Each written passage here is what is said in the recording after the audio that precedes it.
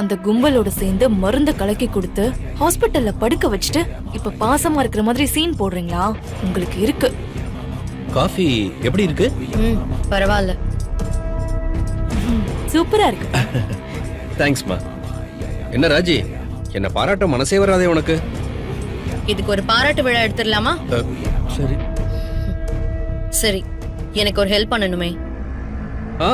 சொல்லு ராஜி, என்ன பண்ணணும்? கடைக்கு ஏதாவது போயிட்டு வரணுமா?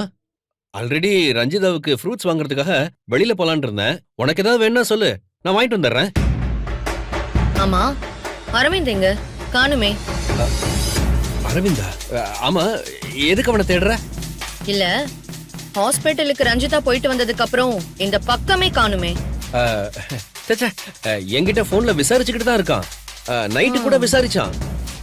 காலையில இப்ப கூட காலையில போன் பண்ணி கேட்டானே. நான் தான் ரஞ்சி தூங்கிட்டு இருக்கான்னு சொன்னேன்.